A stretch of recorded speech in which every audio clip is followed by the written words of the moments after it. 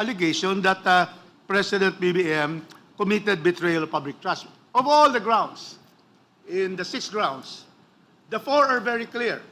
The first ground is culpable violation of the Constitution. You have to show which section of the Constitution is violated. Number 2, treason. That's Article 210 of the revised penal code, committed only in times of war. Third is the a case of bribery. That's 114 of the revised penal code, direct bribery, knowingly receiving. And then the fifth is other high crimes. American, we have no decision on this, but American laws, it is such gravity that it involves already its effect on the nation by these officials. That betrayal of public trust is a matter of public policy to be done by Congress. We will be the one to decide what is betrayal of public trust. And to me, there is a failure of the narration of facts to say that the failure to veto of unprogrammed appropriations will be a betrayal of public trust. That's so far from this title of this act to the constitutional requirement that there should be betrayal of public trust. So therefore, that is my manifestation. Again, no substance in this case. Thank you. Thank you, Honorable Rodriguez. Now we recognize the Honorable Joel Chua. Thank you, Madam Chair. Madam Chair, the third issue relies solely on the failure of the President to veto the unprogrammed appropriation. So yung pag-veto lamang po ang kino-question niya po dito. But we know for the fact that the veto power is the exclusive prerogative and power of the President. Not even the President, not only the President, but all local government executive. Maski po sa mayor, governor, they all have this veto power, and that is exclusive. Hindi po ito mandatory on them, pwede po nilang i-veto kung ano pong item sa budget. So that is their prerogative. Kaya hindi rin po naka-state dito sa fact na to kung bakit ito, kung ano pong crime ang na-violate ng presidente sa kanyang failure sa pag-veto ng nasabing unprogrammed appropriation. That's why, Madam President, Madam Presiding Officer, the third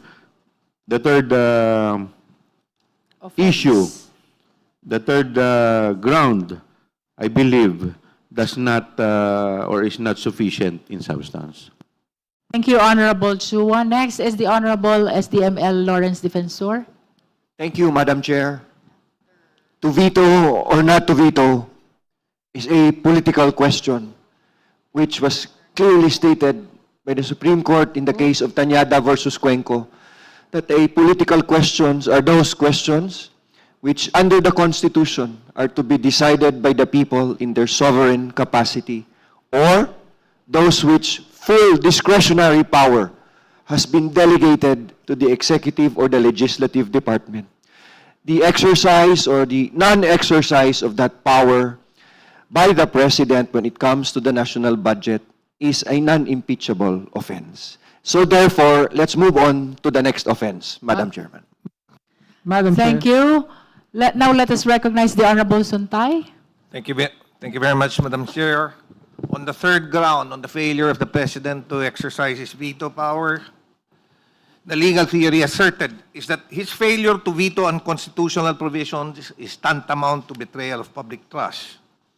The evidence cited were Supreme Court rulings voiding certain budget provisions, DBM documents, and news reports. However, as we all know, the presidential veto power is discretionary to the one wielding it. It is his prerogative to use it or not to use it. If he chooses not to use it, it is not an unimpeachable offense because it is discretionary upon the person holding it. It is also not the constitutional. It is also not a constitutional duty to veto every unconstitutional provision because we have to first determine which provisions of the budget of the GAA is unconstitutional, and at that time,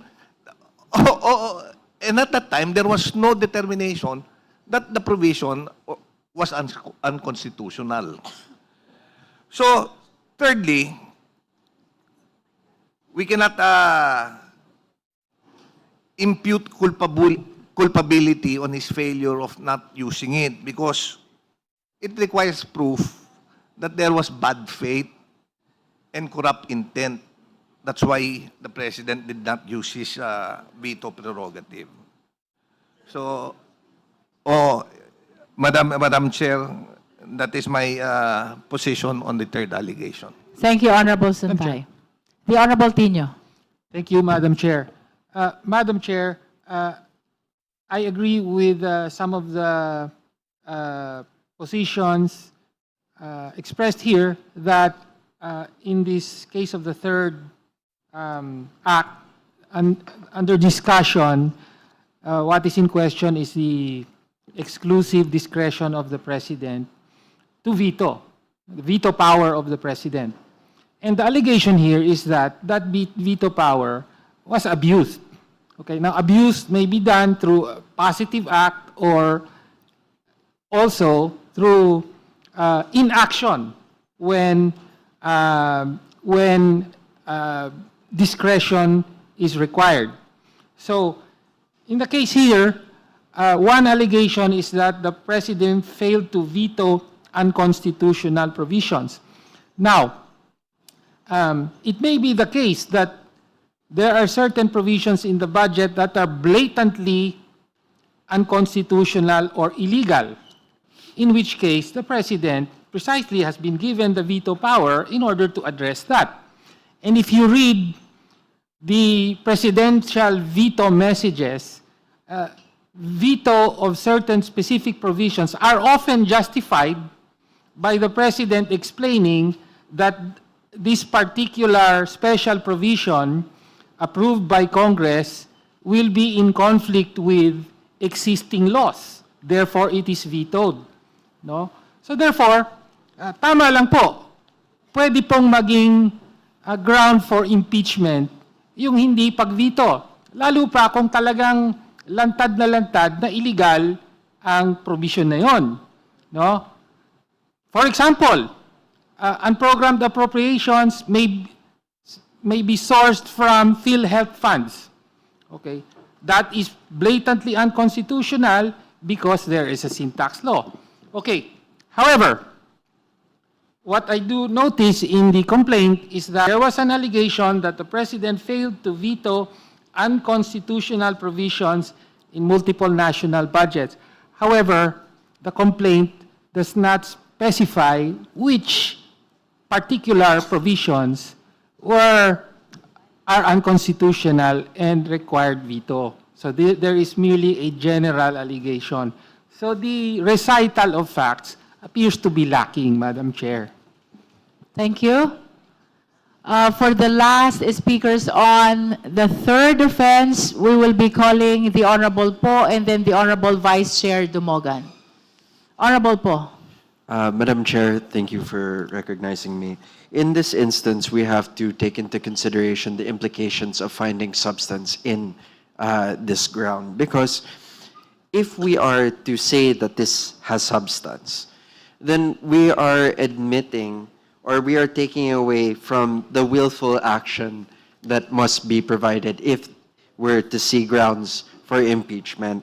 What's important to note here is that if we say that the President was lacking in his duty because he did not exercise his veto power, then we are putting a premium on the veto power, saying that the veto power is actually the job of the President and not an exceptional function of his office, in which the President is no longer in charge of execution. Now the President will be in charge of the judicial function of deciding whether or not every provision of the GAA is constitutional. So is the President the head of the judiciary or is he in charge of executing? Now, there are, as Representative Tino stated earlier, certain areas in which the President can exercise his veto right, but I maintain, and I think that my fellow colleagues here should consider, that this is always the exception in the role of the President. and that the veto power is not the primary function of his office. That's the meaning of prerogative, to veto or not to veto. Now we proceed to the Honorable Vice Chair Dumogan, Thank you. our last speaker on third offense. Thank you, Madam Chair. In addition to what had already been said, which I fully agree, let me point out that the budget, which the President failed to veto, was passed by both houses of Congress. Why should we fault the President if he did not exercise his discretionary power to veto what had been passed by both houses of Congress? On that score alone, I do not think that it can be considered as illegal violation, which is tantamount to culpable or willful violation of the Constitution on the ground of betrayal of public trust or corruption.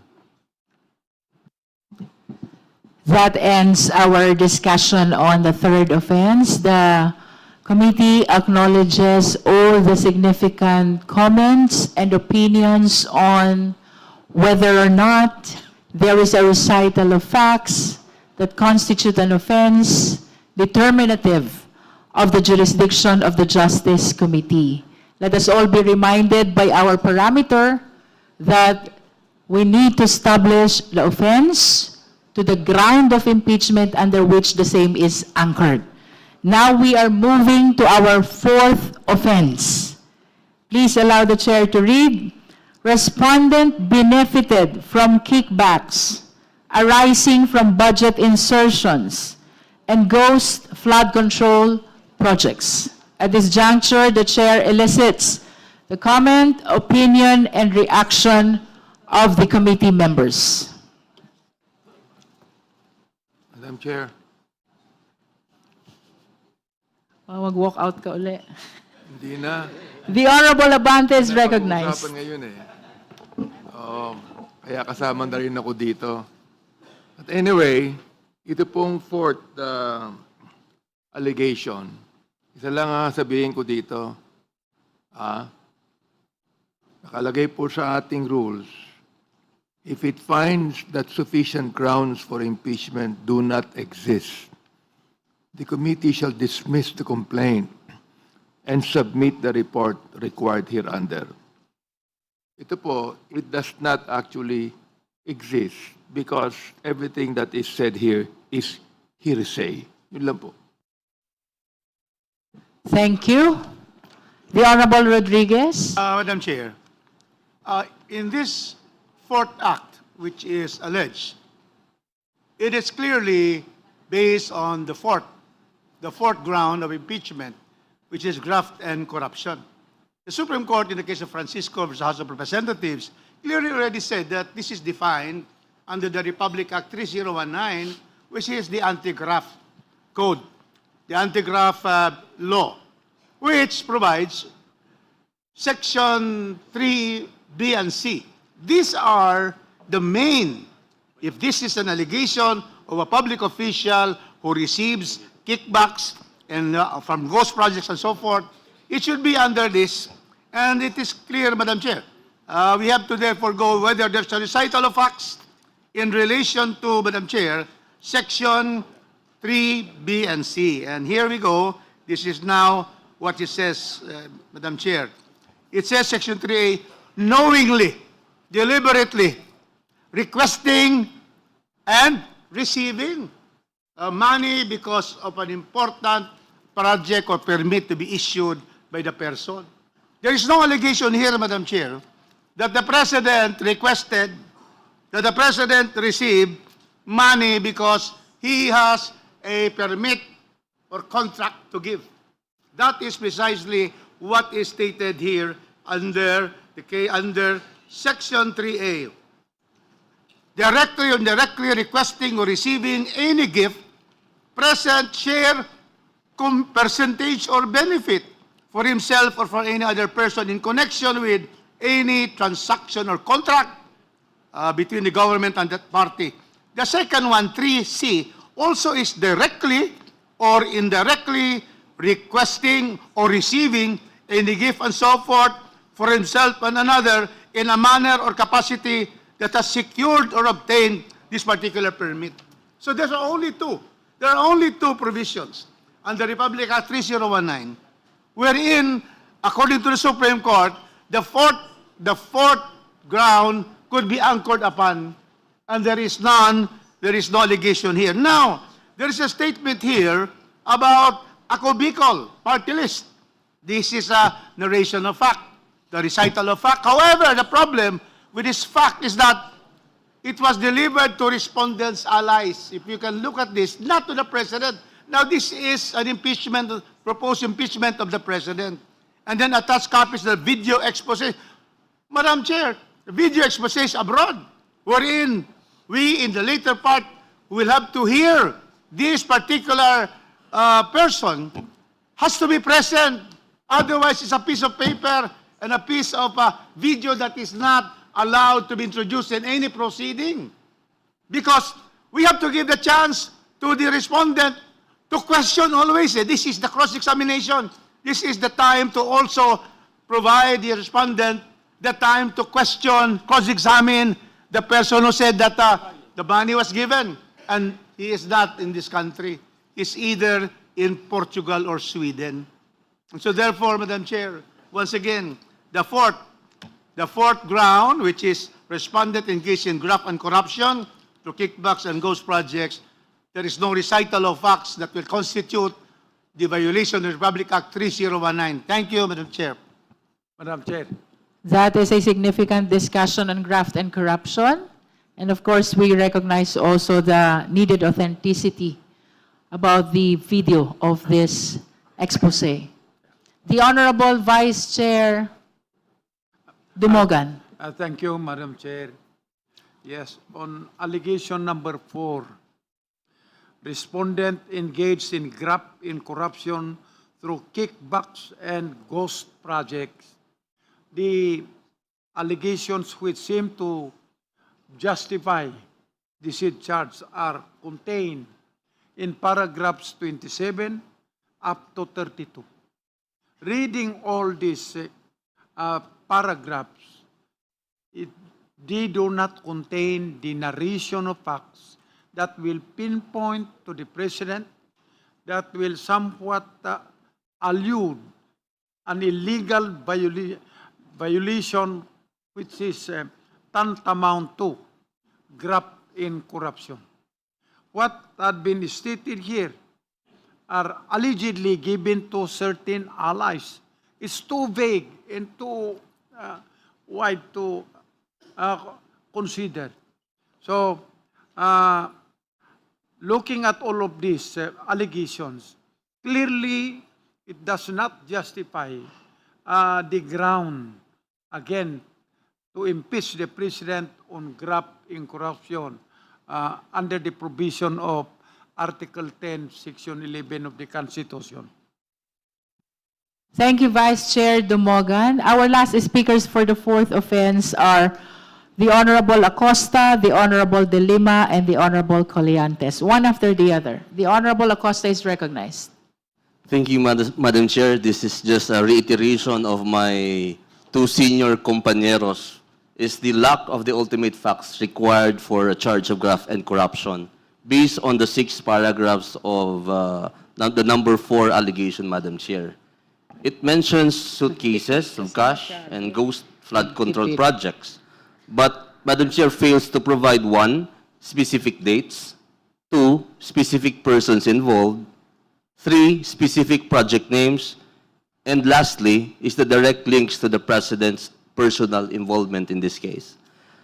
Madam Chair, it is my humble opinion that these are generalities and broad generalizations, which according to the Supreme Court, in that case of Gutierrez versus House of Representatives, GR number 193459, are insufficient for impeachment, Madam Chair. Thank you. Thank you, Honorable Acosta. Next is the Honorable De Lima.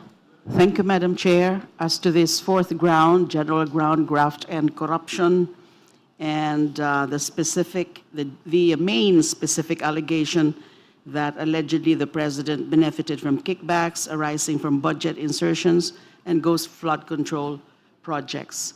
with 4 sub-allegations. 1, PBBM orchestrated insertion in GAA for kickbacks. I agree with the Honorable Acosta that it lacks specificity as to what, how, and when, making this a conclusion rather than a factual allegation. The nexus, again, between the factual allegations and the ground of graft and corruption was not established due to the lack of specificity of the allegations in how PBBM orchestrated the flood control scam for kickbacks, other than by sweeping statements that are more of conclusions than allegations of specific acts. Sub-allegation number 2, suitcases of cash were delivered to PBBM's political allies. Again, lacks specificity as to who, what, how, and when. Sub-allegation number 3, the ghost flood control projects confirm plunder of public funds that is not possible without PBBM's approval. This is a conclusion rather than a factual allegation. The fourth and the last sub-allegation for this ground is PBBM is allegedly the central figure in corruption schemes. This is again a conclusion rather than a factual allegation. In all of this, in light of the evidence uncovered, I just wonder, in light of the evidence uncovered in the multiple fora investigations conducted on the flood control scam, medyo kapos talaga sa allegation yung complaint. It seems overly complacent for the complainant to be sparing in his factual allegations as to establish the ground for impeachment. For me, Madam Chair, there is simply paucity of factual allegations. Again, this is insufficient. Thank you, Honorable De Lima. Our last speaker on the fourth offense is the Honorable King Colliantes. Madam Chair, I'd just like to manifest my support for all of the comments said by our dear colleagues. But really, the question right now here is, are these just conclusions made by the complainant, or are these really based on fact? Remember, we have to go back to the verification, which says that all of his allegations must be based on personal knowledge. Does the complainant have personal knowledge? Was he there when these alleged transactions happened? Does he have any basis based on authentic records to say that money was transferred, money was provided to the president? I doubt it. So I think based on what is written on the complaint, it is insufficient as a ground for impeachment. Thank you, Madam Speaker. Thank you, Honorable Colliantes. That concludes our discussion on the fourth offense. Now we are moving to the fifth offense. Please allow the chair to read. Respondent created the ICI to shield corrupt allies. So this is the offense, and the same is anchored under any, some, or all of the following: graft and corruption, culpable violation of the Constitution, and betrayal of public trust. At this juncture, we elicit the comments and opinions of the committee members. First, we recognize the Honorable SDML Lawrence Defensor. Thank you, Madam Chair. I would have to speak, I'm compelled to speak for the membership of the ICI regarding this allegation that it was created to shield corrupt allies. Madam Chairman, the appointment and participation of the members of the ICI, particularly Secretary Rogelio Singson, whose integrity and reputation speaks of good governance, contravenes the allegations by this impeachment complaint head-on. Hindi ka maglalagay ng mga taong naging ehemplo ng mabuting patakaran at pamahalaan kung ang balak ay pagtakpan ang korupsyon. So the membership itself of ICI a presiding justice of the Court of Appeals, an SGV partner who is a partner on audit, and someone like Rogelio Singson, who is a model for good governance, clearly runs contravene against this allegation in the creation of the ICI. Thank you, Madam Chair. Thank you, Honorable SDML Lawrence Defensor. The Honorable Franz Legaspi is recognized. Thank you, Madam Chair.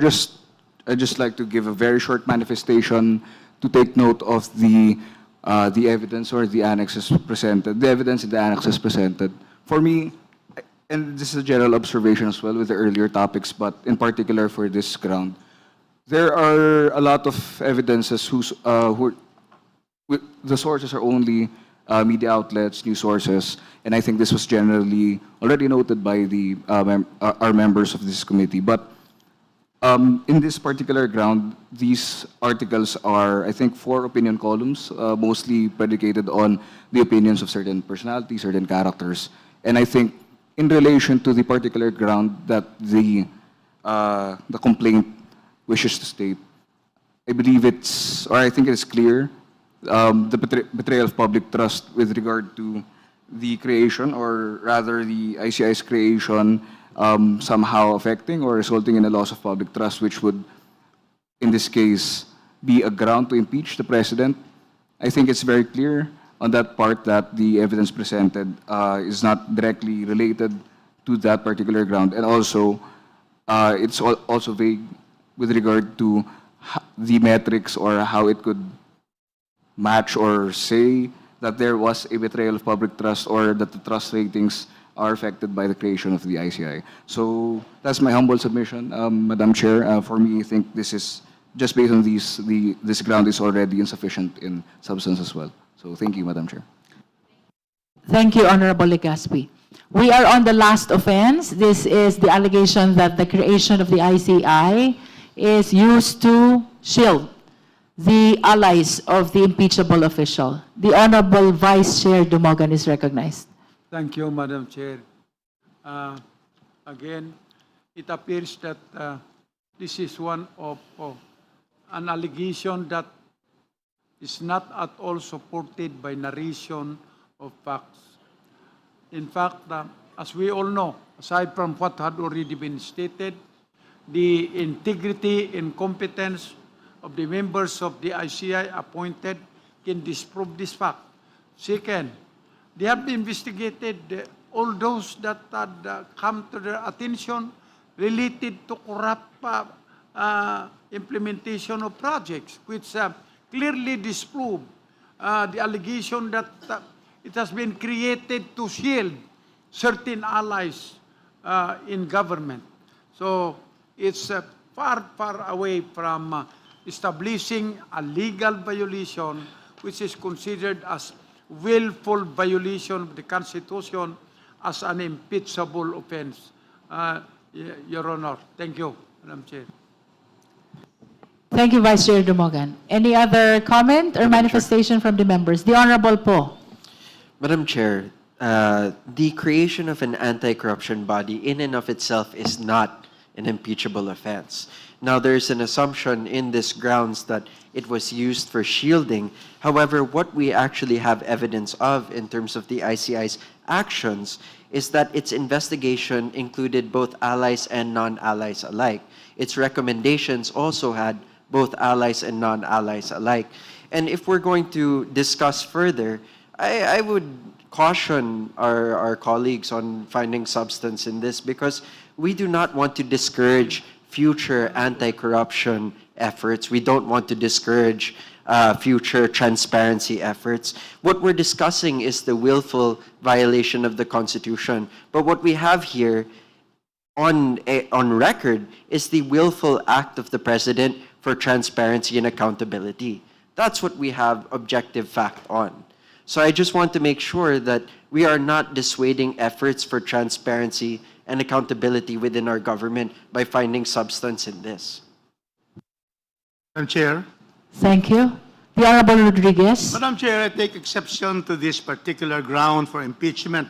I personally know former Secretary of Public Works and Highways, Rogelio Babe Singson. I was already congressman of the 2nd District of Cagayan de Oro. And he often comes to Cagayan de Oro to be able to look at projects.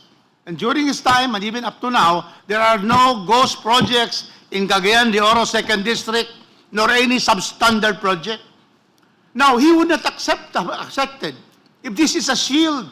And he would not have continued until he, because of health reasons, has to therefore resign. But during the term that he was there, together with the SGB representative and former Presiding Justice Reyes, it was clear that they were able to invite and get documents. And some have already been recommended for filing. If this were a shield, then there would have been no action of the ICI. But there were many already given to the Ombudsman for investigation and preliminary investigation. So therefore, this is something that it does not give justice to those who have already been appointed and had worked on this particular ICI. And so therefore, I personally know the former secretary, and I was very happy that despite the fact that, you know, he has been retired, he's retired, he took the job because he believed that the ICI can make a difference in stopping all of this flood control mess and then be able to send the proper cases and documents to the Ombudsman, which is the jurisdiction over cases of graft and corruption and plunder. Thank you very much, Madam Chair. Thank you. Next is the Honorable Lord Ansuan. Madam Chair, the body of the complaint does not contain any express provision in the ICI's charter that limits investigations only to political opponents, nor does it contain any instances of limiting of any instances or policy or rule exempting allies. In fact, I remember that even the President's son was summoned to the ICI.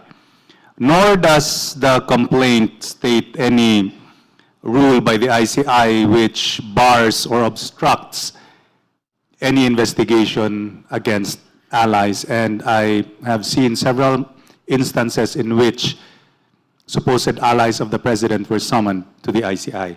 To emphasize, the President has the authority to create ad hoc investigative bodies to ensure faithful execution of our laws.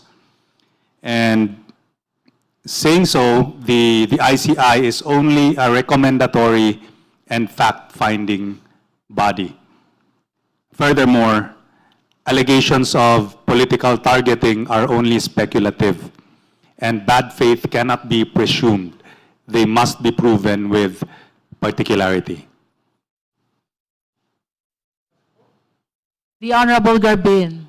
Thank you, Madam Chair. The establishment of such body like the ICI falls within the President's executive and administrative discretion, which we have constantly regarded as political question and which is outside the ambit of this honorable body. Be that as it may, the complaint likewise does not allege ultimate facts showing abuse, unlawful purpose, or concrete acts of favoritism directly attributable to the President. Absent specific evidence demonstrating selective enforcement or deliberate shielding of particular individuals through identifiable presidential acts, the allegations, Madam Chair, remains conclusory and cannot sustain a finding of an impeachable offense. Thank you. Any other member? Madam Chair, The Honorable Abante. if I would like to give my own manifestation on this. Is this on the fifth Hindi- offense? Ano po yun? Is that on the fifth offense? Yes, yes. You may proceed, Honorable Abante. Although the ICI should have been given more powers to investigate and to subpoena, na hindi po nangyari. Ito pong si Attorney Andre De Jesus. Hindi ko alam kung anong klaseng abogado ito. Pero nakakahiya naman doon sa members ng ICI na magaling mag-imbestiga at para bang sila din po ay nagkasala din at nagkamali rin sa taong bayan. I just would like to say na walang kwenta po itong sinasabing itong tinatawag natin na respondent created the ICI to shield corrupt allies. Siguro po, kung siya ang presidente, gagawin niya yun. But the thing is this, no, ha? Palagay ko talagang wala na pong sufficient grounds itong impeachment na ito. Dapat talaga ibasura na ho natin ito sa lalong madaling panahon. Maraming salamat po, Madam Chair. Madam Chair.